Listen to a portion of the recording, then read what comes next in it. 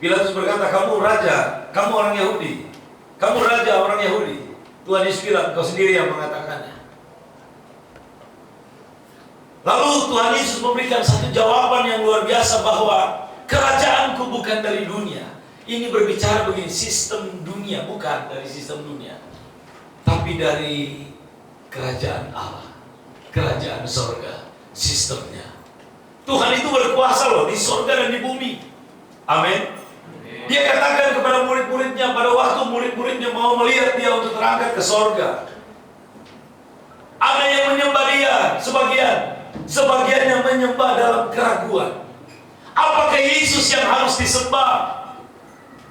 Atau kita harus menyembah hanya kepada Bapa saja? Mereka penuh dengan keraguan. Lalu Yesus berkata, kepadaku telah diberikan kuasa di sorga dan di bumi. Jadikanlah semua bangsa muridku dan baptislah mereka. Aku menyertai kamu sekalian sampai kesudahan zaman. Haleluya. Dia berkuasa di bumi dan di sorga. Tapi sistem bukan sistem dunia. Kalau sistem dunia, ini yang akan terjadi. Tuhan Yesus bilang, kalau aku dari dunia, pasti hamba-hambaku telah melawan. Sistem dunia kalau ada yang disakiti, balas. Nanti kita dianggap remeh. Sistem dunia, coba aja satu kerajaan, rajanya kita usik. Apa yang akan terjadi, saudara? Coba Presiden Pak Jokowi, atau nggak usah Presiden, Gubernur, yang lagi datang, kita ambil batu, kita lempar. Dihukum nggak saya? Hah? Dihukum. Bisa dikeroyok juga di situ saya. Sama pengikut-pengikutnya. Kalau sistem dunia nih, kita akan melawan. Kita akan balas. Kita nggak mau terima. Tuhan Yesus bilang, kalau aku dari dunia ini, pasti hamba-hambaku telah melawan. Ada yang masih terbawa dengan sistem dunia. Siapa dia? Dia ambil pisau, dia potong itu telinga dari seorang prajurit pada waktu Yesus mau ditangkap di Taman Getsemani. Lalu Tuhan Yesus berkata, Petrus, sarungkan pedang, sebab orang yang bermain pedang akan dimakan oleh pedang. Sarungkan. Petrus masih terbawa dengan situasi sistem dunia. Nah, Yesus bukan berbicara sistem dunia. Sistem dunia itu gini. Sistem dunia adalah orang-orang disakiti dan membalas untuk menyakiti. Saya tanya sama anak-anak muda begitu banyak. Siapa di sini yang pernah disakiti? Angkat tangan. Mereka angkat tangan semuanya. Ada yang angkat tangan sambil marah-marah. Wajahnya saya lihat marah-marah, penuh dengan amarah dia. Saya bilang turun tangan semuanya. Siapa di sini, jujur ya, siapa yang pernah menyakiti? Angkat tangan. Angkat tangan juga semuanya. Nah, ini sistem dunia, disakiti dan menyakiti. Orang-orang yang tersakiti dan tidak menerima Yesus, tidak dipindahkan kepada sistem kerajaan Allah, maka hidupnya akan menjadi brutal, maka hidupnya akan menjadi jahat, karena ada di sistem dunia. Ini yang Yesus maksud.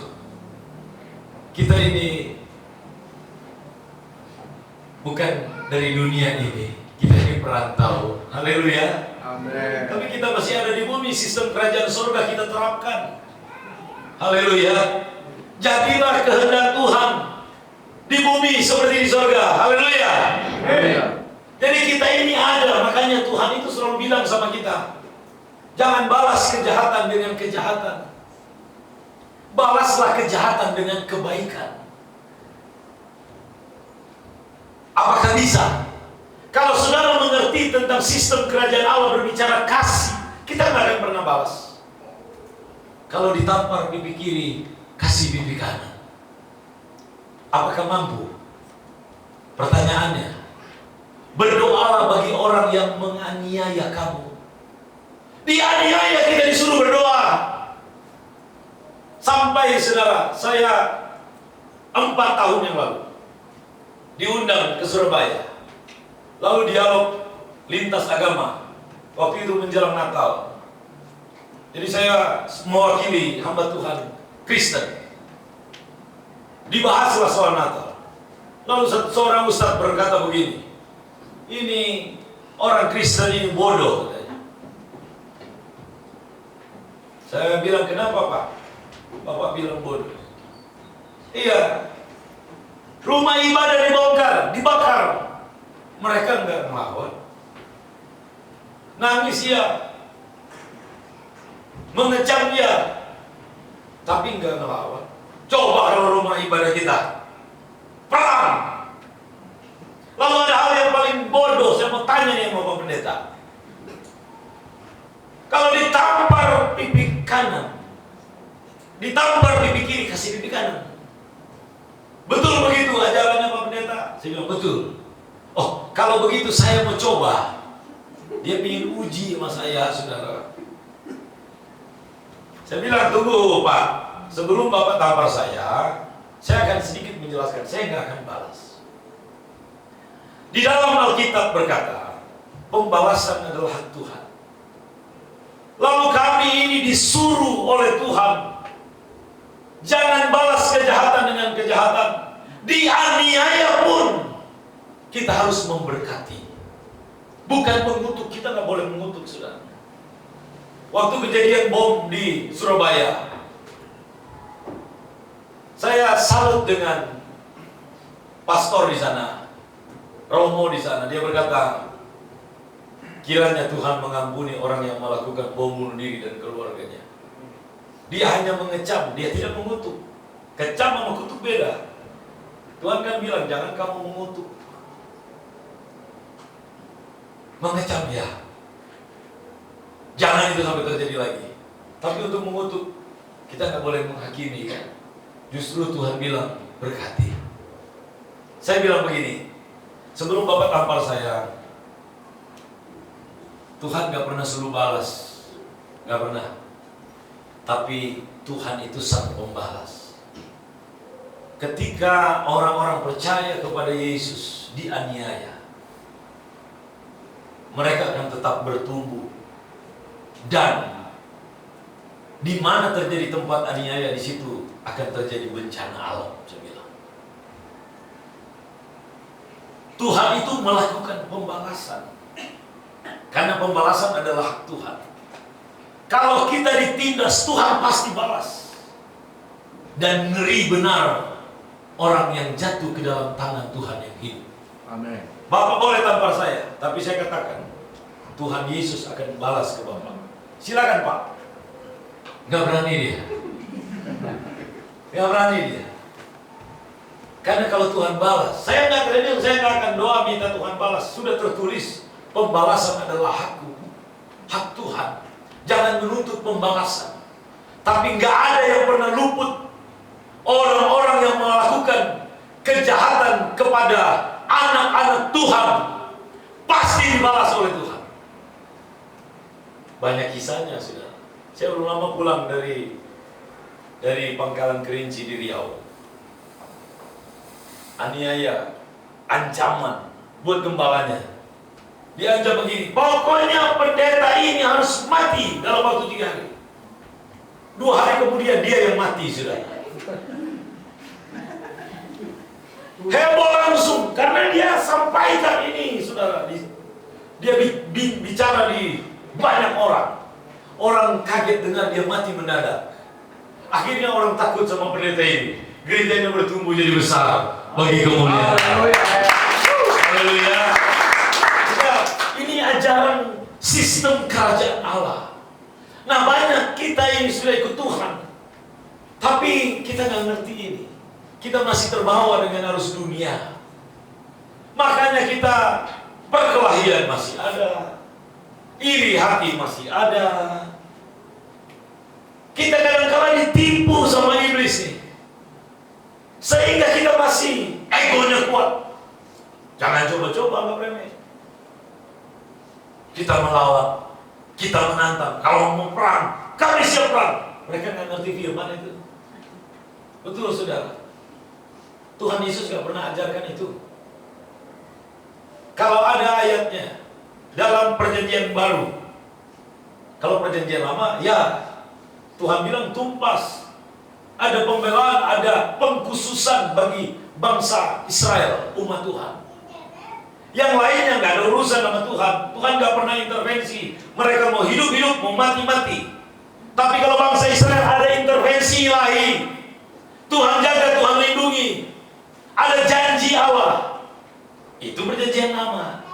Perjanjian baru, semua manusia yang percaya Yesus dalam perlindungan Allah. Amin. Haleluya. Ada campur tangan Allah.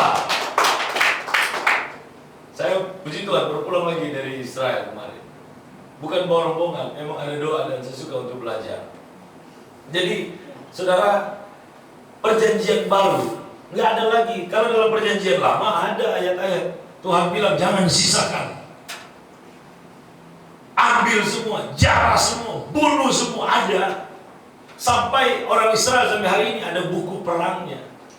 Jadi ditulis semua di situ tentang peristiwa-peristiwa perang.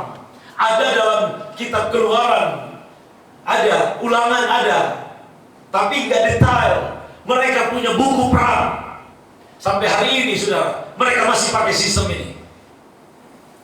Sistem itu sebenarnya sudah dirubah oleh Yesus. Sistem sekarang coba orang bikin masalah di sana, dibunuh. Betul saudara. Saya aja waktu masuk Porter pertama kali saya ke sana 2018, anugerah Tuhan. Waktu saya masuk, saya ditodong pakai pistol, senjata saudara. Yuk, disuruh minggir. Karena saya kayak orang teroris. Kan jangan panjang waktu itu, saya lebih panjang dari ini. Ya kan? Saya minggir. Suruh angkat tangan, dibawa saya ke ruangan, diperiksa. Itu guide, tour leader, dia mau suruh saya bohong pendeta. Jadi perginya mau tujuan doa, tapi dia bilang nanti kalau ditanya tahu bahasa Inggris, bilang nggak tahu. Saya bilang kalau kamu dosanya besar, saya bilang masuk neraka nanti. Kita pendeta-pendeta ini mau disuruh bohong. Saya bilang puji Tuhan saya nggak tahu bahasa Inggris. Tahu sedikit-sedikit. Ya hanya sangat sedikit sekali yang saya tahu. Jadi ditanya-tanya. Ya saya cuma yes, no, I don't know. Akhirnya dibantu sama tour leadernya. Dia katakan saya pendeta. Baru dikasih izin sudah. Mereka gak akan tinggal diam, mereka akan bawa sampai hari ini. Kalau mau ajak perang, mereka siap perang. Tapi saudara, lihat, Yesus punya ajaran. Tuhan gak ajarkan kita perang lagi. Peperangan kita bukan melawan apa? Darah dan daging, bukan lagi. Kalau dari sistem dunia atau ajaran zaman dulu dalam perjanjian lama, boleh. Sekarang udah gak boleh.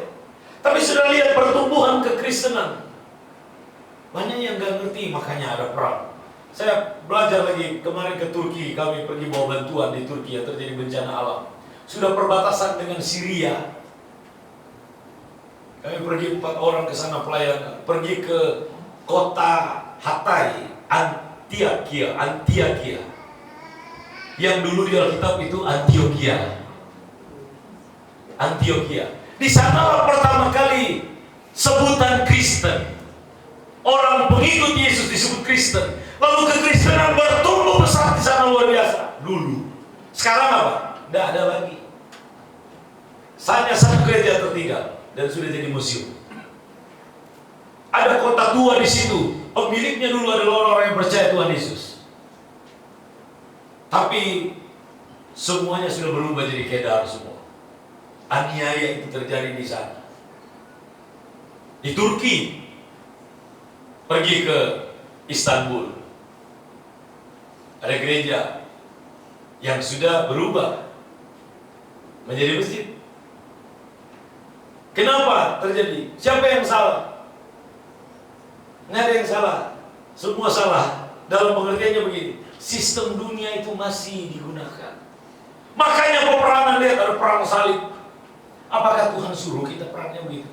Ada ayat? Nggak ada. Nggak ada ayat untuk kita perang. Tapi kita masih terbawa dengan sistem dunia. Akhirnya kita angkat pedang, kita persiapan, kita buat ya yang ada di Alkitab. Rasul Paulus bilang ketopong keselamatan, kita benar-benar bikin ketopong untuk supaya jangan kena batu. Perisai iman, kita bikin perisai untuk melawan musuh. Lalu terjadilah peperangan yang luar biasa dan begitu banyak korban jiwa. Sekarang di sana saudara, ya orang-orang yang percaya Tuhan, namanya nama Kedar semua. Ada Kristen dari Ortodoks, lalu Katolik, lalu Protestan dan sebagainya. Tuhan Yesus mengajarkan kita dalam sistem kerajaan Allah, kita akan melawan. Haleluya. Tapi kita memberi tempat, memberi ruang, nanti Tuhan yang balas. Tapi bukan berarti kita bodoh, enggak. Kita bukan orang-orang yang bodoh. Allah melindungi setiap kita. Amin. Haleluya. Amin. Nah, dalam perjalanan kita nih, masihkah kita benci orang? Apakah ada jemaat Tuhan yang masih benci orang? Jangan, saudara. Iblis itu punya tujuan membawa kita kembali ke sistem dunia, bukan sistem kerajaan Allah. Kalau di dalam sistem kerajaan Allah begini, manusia hidup bukan hanya dari roti, tapi dari firman Allah. Kalau di dalam sistem dunia, tidak ada makanan, mati kita. Dalam sistem kerajaan Allah, kita bisa hidup karena Tuhanlah yang memberikan hidup. Kita hidup bukan hanya nanti karena ada uang.